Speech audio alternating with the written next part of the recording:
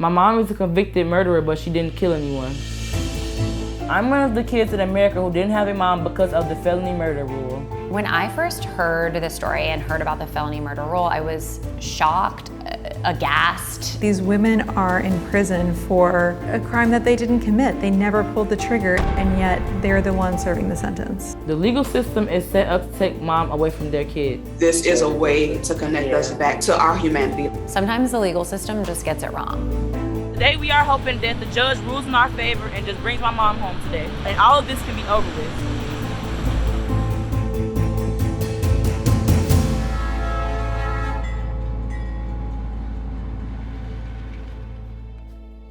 My name is Jada LaShore. I'm from the south side of Chicago. I'm 21 years old. There's a free call from Erika. An incarcerated individual at Logan Correctional Center. To accept this free call, press 1. Hey, Ma. Hey, are you done? Yeah, getting ready to start. My mom is Erika Ray. She's in prison right now. I talk to my mom every day. I'll say about 5 to 6 times a day. The last time I see my mom is going on 2 years now. And this one mistake happened, so it's just I don't think that they were thinking something like this will ever happen to her. I was 6 years old. The things that I remember from that day were my mom picking me up from my grandma's house when she got off work and just took me home that night. In 2006, Erika Ray was a 23-year-old single mom.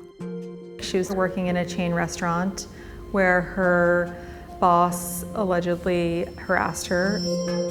This led to a dispute between her and her boss, and she was fired. So her cousin decides that he wants to go confront her old boss.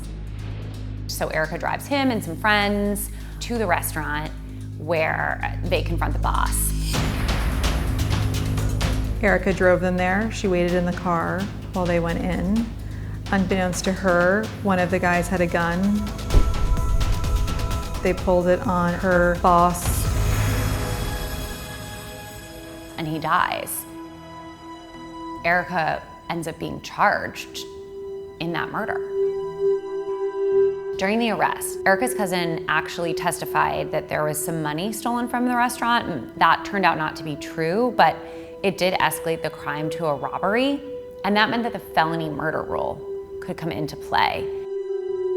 The cousin lied about the money being stolen because he was under a lot of pressure to say that there had been money stolen, and he was offered a plea deal if he said that. So ultimately, he's free, and Erika, who was just waiting in the car when all this happened, is still in prison. So during the trial, Erika's cousin falsely testifies that he stole some money from the cash register, which makes this an armed robbery. Erika was prosecuted for the murder because of this crazy felony murder law. The felony murder rule states that if you partake in a felony act that leads to the murder, even if you are not personally responsible for murdering someone, you are just as accountable as the person who pulled the trigger.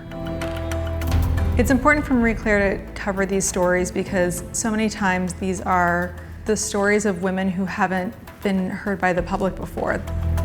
This story resonates with Marie Claire readers because it's a crazy and unfair example of women taking the fall or being implicated in a crime that a man committed. So Erika, even though she was in the car, didn't even know there was a gun on the scene, she is responsible now for this murder. Ultimately, Erika was sentenced to 42 years just for being in the car when this crime happened.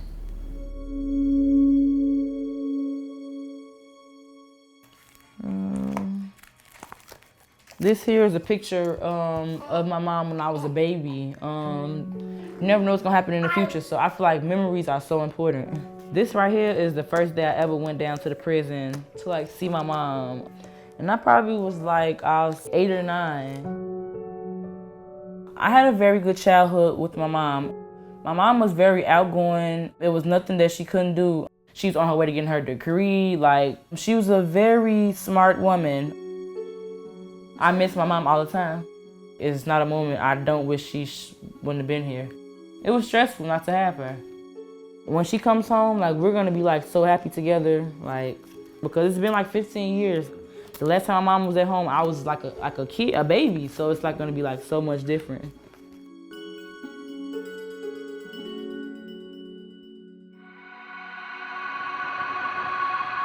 So today is my mom's court date. I'm feeling really good. I pray every day. God hasn't let me down since the hearings happened. Today could be the day my mom walks free. So today in court, what actually brought this back to court is because my mom was wrongly convicted.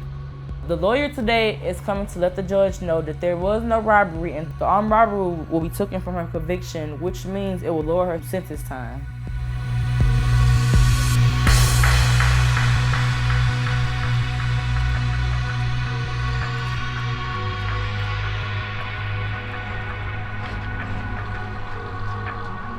Erika's my best friend. She is some of the last family that I have. Today I'm here to support her coming home. The amount of time that Erika was given was a life sentence and that she was taken away from her family. The system is tearing families apart. I'm here to support Erika. We were incarcerated together. I get emotional when I talk about her because she's so sweet. I love her. She changed my life a lot. She was explaining to me about how she was able to grow where she was because she wasn't always the person that she is right now. I'm feeling really good about today. I've been feeling good since the last court date. I'm always in good spirits and good hopes. Today we are hoping that the judge rules in our favor and just brings my mom home today. And all of this can be over with.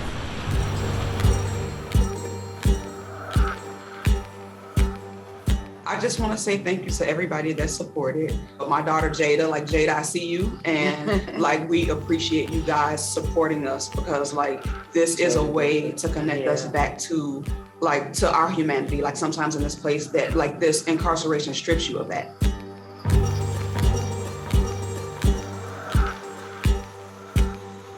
The bigger issue at play here is that the felony murder law disproportionately affects women, and even more so, vulnerable women. These women are in jail even though they didn't pull the trigger, while the men in their life who did commit the murder might not be suffering in the same way.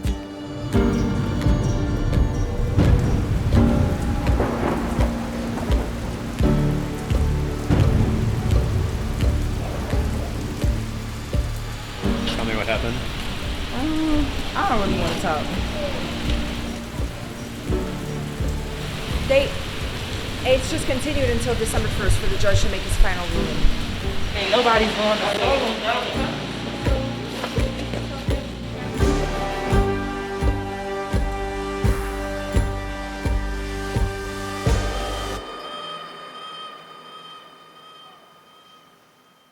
Everybody deserves a second chance. Like, just because you did something in the past doesn't mean that you'll do it again. I miss my mom all the time. I hope that the justice system changes the way they do people. Like, they do people like so wrongfully. Erika's story, unfortunately, is not unique. This is one of the many stories that we've been investigating where a woman really is taking the fall or is implicated in a murder, a crime that a man did. So many women and vulnerable people who were not directly responsible for murdering someone are going to prison, sometimes for longer sentences, than the person who actually pulled the trigger.